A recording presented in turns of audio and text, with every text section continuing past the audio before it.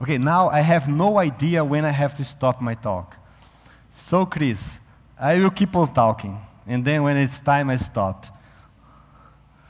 Okay, that's the continuation of the thing. Now I will try to go a little closer to applications. Okay, so everything I mentioned so far was a little bit of fundamentals, you know, like some introduction on ultra-short lasers, introduction on linear optics, and why those things are interesting, and when they appear, blah, blah, blah. So there are several things that, as I mentioned in the beginning of my first talk, in our lab, we also use femtosecond laser pulses to do spectroscopy of materials, so to develop materials for different applications. I'm not going to talk about that today, maybe tomorrow, we'll see.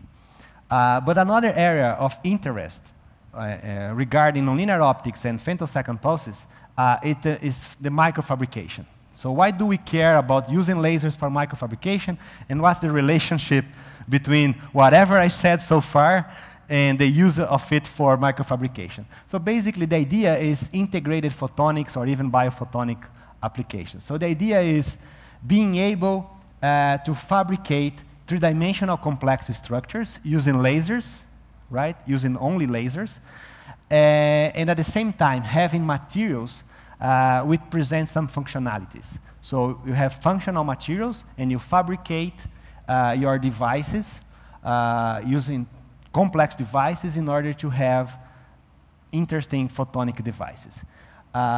So the idea here is, in our group, is to develop strategies for femtosecond laser microfabrication of functional materials. So for the fabrication, there are, of course, several methods for fabrication, as you might know, like lithography that people use for semiconductors, and a bunch of other ones. But the idea here is using only lasers. So lasers for microfabrication or for micromachining, which are capable of producing structure for devices, as I just mentioned. And materials. So different materials with functionalities. One good thing about using lasers for microfabrication is that you can use it for different kinds of materials. You can use it for polymers, for compounds, organic compounds, semiconductors, graphene, glasses, it doesn't matter. Right? Other techniques, they are usually very specific for a given class of materials. With lasers, you are open to do with anything. Okay, so the very easy picture of microfabrication is something like this, right? You have a femtosecond laser, 130 femtosecond laser. You focus in a given material. So this guy here at 800 nanometers, so in the near infrared, you focus on the material. As we know already, in the focal volume there, the intensity will be very, very high. So we will have nonlinear interaction. And then the nonlinear interaction is going to give rise to some change in the material that we can use in our benefit. That's it. Again, we are using 800 nanometers, right, for instance. So the photon energy is smaller than the band gap, right? So there is no interaction, as I mentioned before in the first part of the talk. Therefore, the only way you will have interaction here is by a nonlinear interaction. So I'm just recalling everything I said before and try to put in context right now. So that's the gap, right? From the ground state to the excited state, from the valence band to the conduction band, and that's the photon energy, right? We all know that if we are in the linear optics regime, nothing's going to happen, right? That's got to be transparent. So this light here, with this frequency, will pass through the material. That's what we learn in physics or in high school or I don't know where. So that's what we learn. No, there is no absorption. This light's going to pass through. However, if the intensity is very, very high, so the flux of photons is very, very high, we might have a multi-photon absorption process.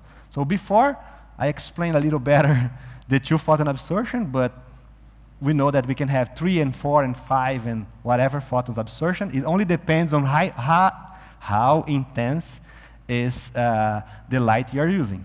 So we might have a multi-photon absorption like this one here. So why do we care about multi-photon absorption? So let's suppose here we have a lente, which is a lens, right? A lens, a microscopic lens, a microscope objective. You are focusing your laser light in this region. So only around the focal volume, I have enough intensity to excite by multi-photon absorption, as we know already at this time. Therefore, we have here what we call the spatial confinement of the excitation. So the excitation of the material is confined to the vicinity of the focal point, okay? Here an example. That's a cuvette with some organic dye. That's a microscope objective here and there. Here I'm focusing the light, which is linearly absorbed by this compound. And then the compound fluoresces. So what you see here is the trace of the light, right? Because the light is being absorbed and is fluorescing, and then you see the trace of the light.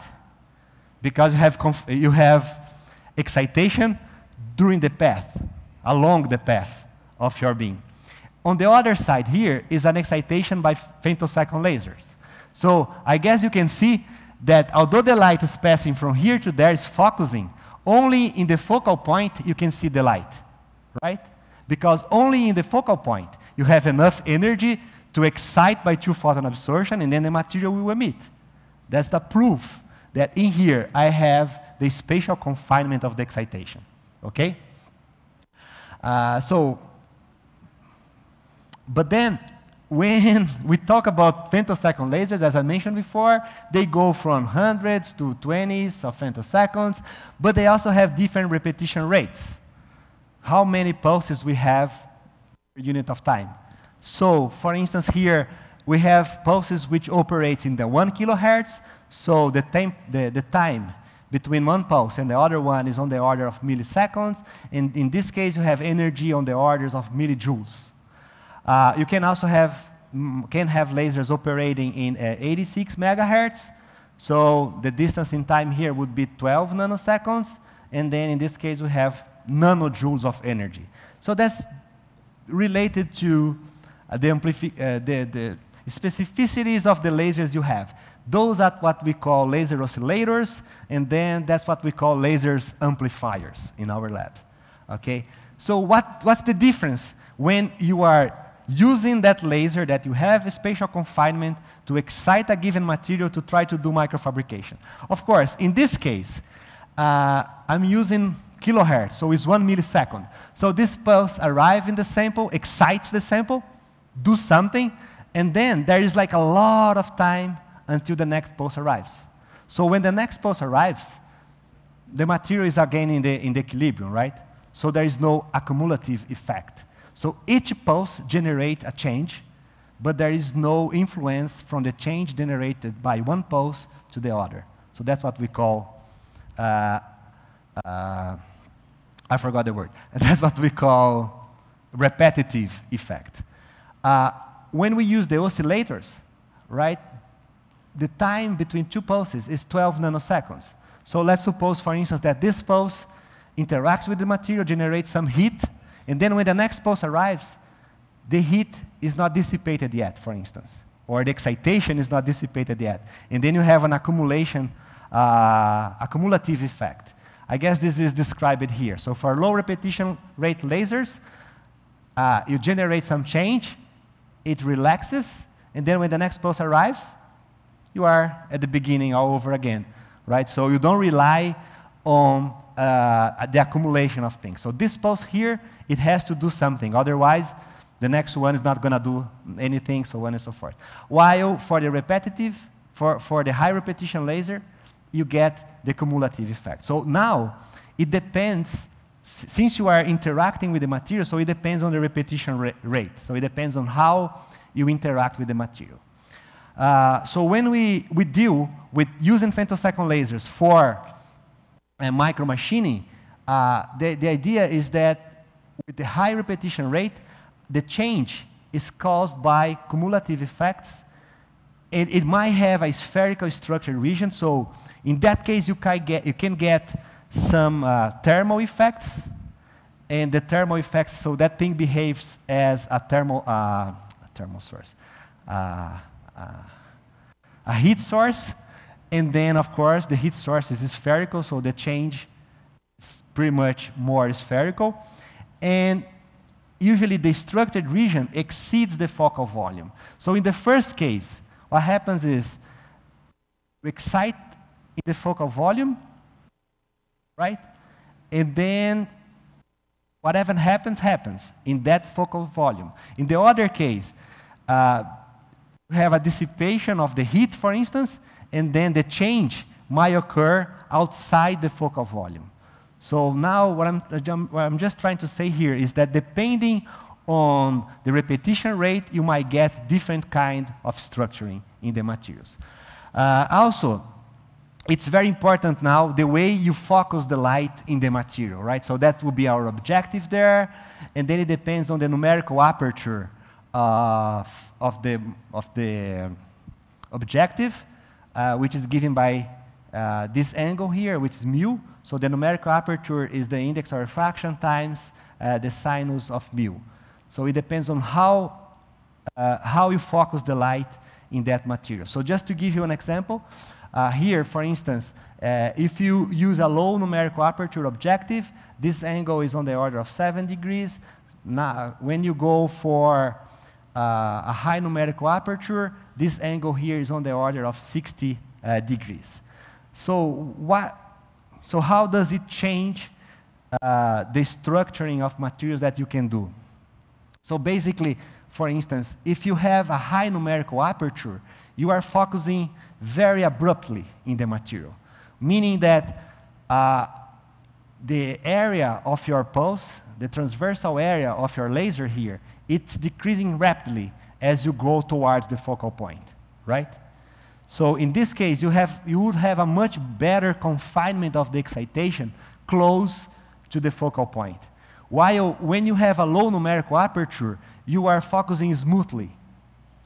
So all this region here, they have about the same intensity. So if that intensity, which is power divided by area, so if this intensity here is enough to cause some change in the material, you have change in all this part of the region where the area is about the same. So depending on the numerical aperture, you can have much higher resolution or much lower resolution of your micromachining. So that's another parameter that you can play in order to do micromachining with femtosecond lasers. So, okay, that would be the idea then. You can control the interaction by playing with numerical aperture. So in this case, you only have, of course, controlling the power here. You only have excitation in this part of the focal point, while in here you have excitation in a bigger region of your focal point, okay? So, and the focal volume is what we call the volumetric pixel, or voxel. So that's the voxel of our microstructure, which is much smaller for higher numerical aperture and much bigger for low numerical aperture. Okay, so just trying to summarize here. So basically, for micromachining then, for controlling micromachining, we can play with the numerical aperture, with the number of pulses, with the repetition rate of the pulses, and with the energy of the pulses that we are actually exciting the material. So all those parameters can be used to get the desired result for your materials. So in our lab, nowadays, we are using 3 different approaches for laser micromachining. So the first one is for fabrication with femtosecond lasers. So the first one is laser micromachining, microstructuring, is the one that we actually use the laser to modify the material and write waveguides or change the morphology of a given sample. The second one is microfabrication via 2-photon polymerization. So in this case, we use 2-photon polymerization to fabricate 3-dimensional complex structures. And the third case is the laser-induced forward transfer. So in this case, we use the laser to expel material from one sample to another one. So you can transfer material using laser as the propeller. Let's put it this way. Those are the three approaches that can be used for laser micromachining in our labs.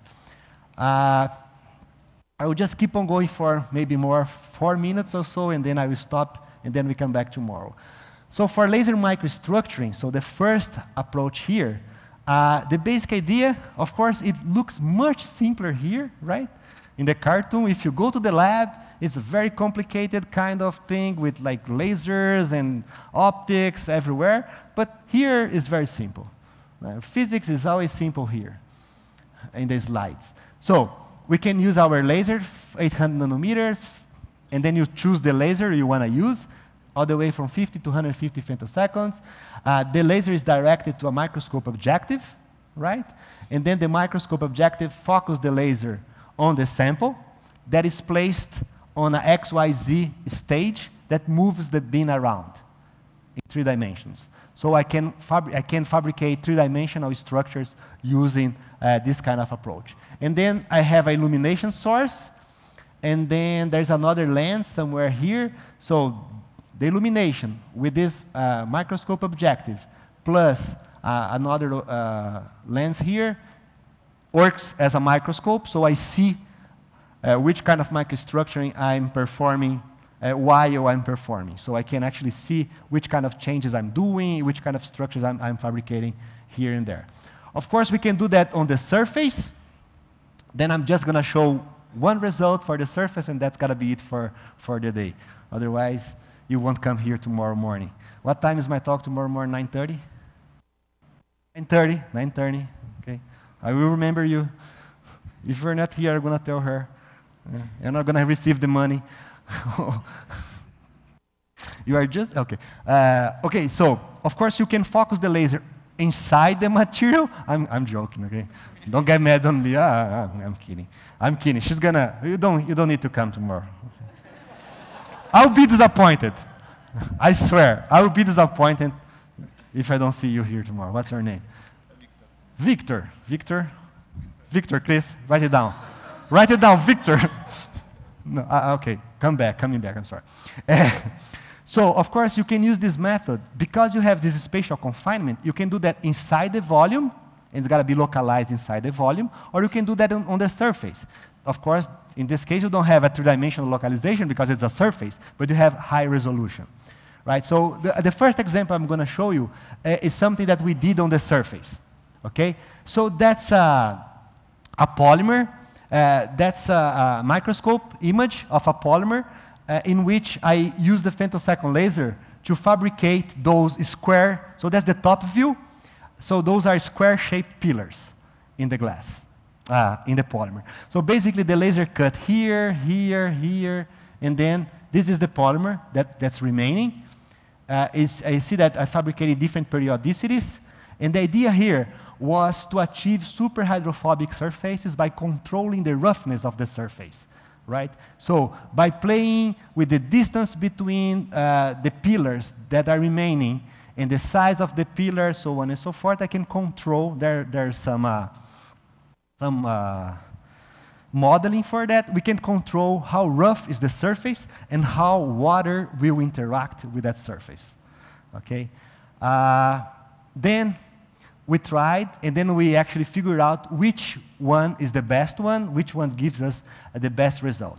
Okay, so here is the flat surface, the surface without the laser structuring, and the other one is the structured surface, so the roughened surface with the laser. So that's a pipette. I hope it works. Otherwise, it's going to be too boring. That's a pipette, a water pipette. That's a water droplet. Okay, and then you touch, and then you can measure the contact angle. So that's what people in the chemistry department, they do for measuring contact angle. So what's the interaction between the water and the surface? And then they say that, okay, the water wets the surface or the water doesn't wet the surface. It depends on this angle, right? So this angle, the angle is defined like this.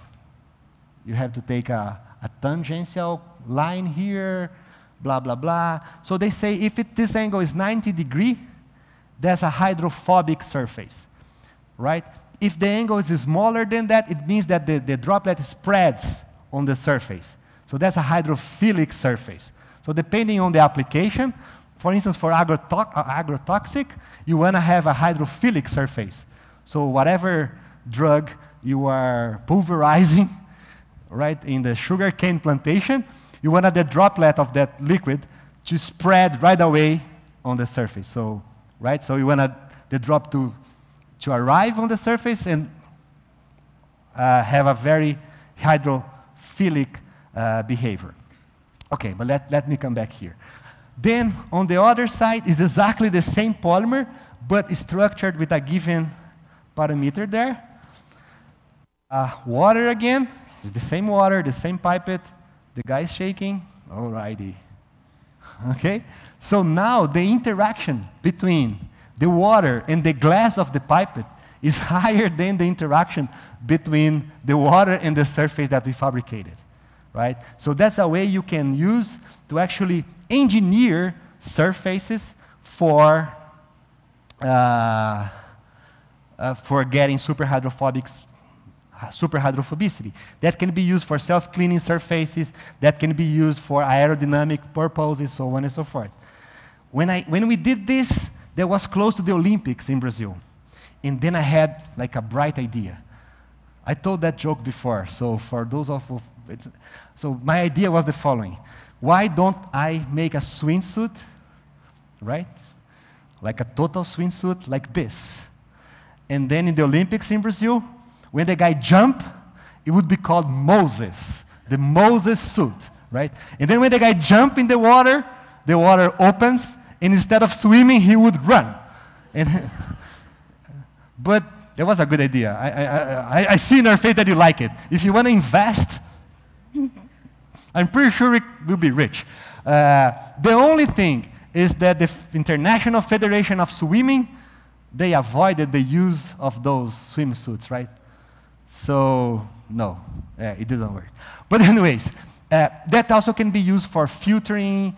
You can also use that for, you can also make not hydrophobic, but oleophobic. How is that in English? Fat-phobic surfaces? You know, to separate, I forgot, gasoline or whatever, oil from water, for instance. You can use that for filters, for instance, too. So there are several applications for this. So just to give you an idea, so we were able to get something. So that's for the flat surface, and that's for 160 degrees. So that's what people call super hydrophobic surface. So if it's already in here, it's already very hydrophobic with 100 or close to 100 degrees for this angle here. In this case, it's 160, so it's what people call super hydrophobic surfaces. I guess I will stop here, and then maybe I will see some of you guys tomorrow. So if you have any questions, I can take it now. So thank you for your attention.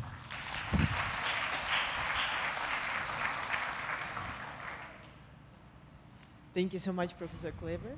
So tomorrow we are going to continue this, and now, please, we can take some questions. We have time for some questions. Maybe a few.